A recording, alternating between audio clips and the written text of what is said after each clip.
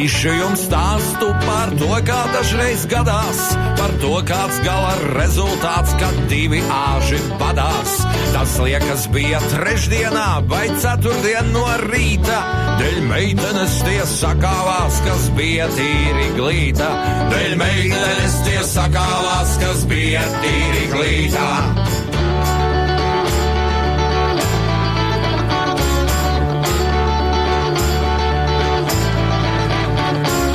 Pirmais bija Maigonis, tas otrais bija Zenons, pie tam vēl lecīgs zīmulis, kam galvā rūtains kepons. Tik atvēsējās Maigonis, ar to ar bija cauri, un krita Zenons zīmulis ar apskādētu pauri.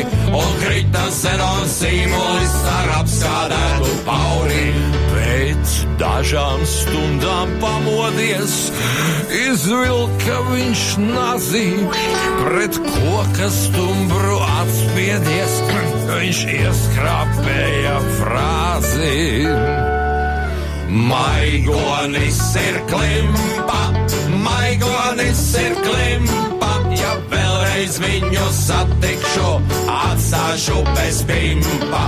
Maigonis ir klimpa, Maigonis ir klimpa, ja vēlreiz viņu satikšu, atstāšu bez pimpa.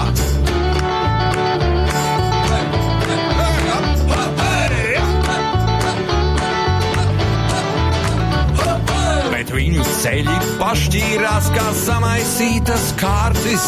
Zenons studē tērpatā, bet Maigonis ir Tartu. Maigonis bija lāga zēns, tas ātri aprecējās.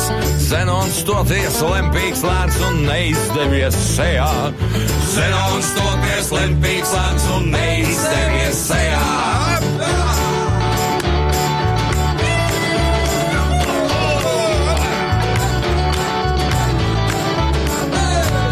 Tomēr kādā ballītē, tā uz rīta pusi, liekas Zenons satika savu otro pusi.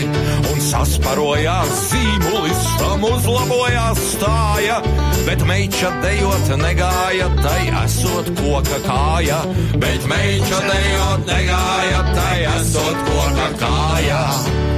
Zenons bija uzstājīgs, piedevā viņš gāzi, un uz koka kājas atrada pēc seksa baigo frāzi. Kā jums tā solīdāk tā pateikt? Maigonis ir klimpa, Maigonis ir klimpa, ja vēlreiz viņu satikšu, atstāšu bez pimpa. Maigonis ir klimpa, Maigonis ir klimpa, ja vēlreiz viņu satikšu, atstāšu bez pimpa. Maigonis ir klimpa, Maigonis ir klimpa, ja vēlreiz viņu satikšu, atstāšu bez pimpa. Maigonis ir klimpa, Maigonis ir klimpa, ja vēlreiz viņu satikšu, atstāšu bez pimpa.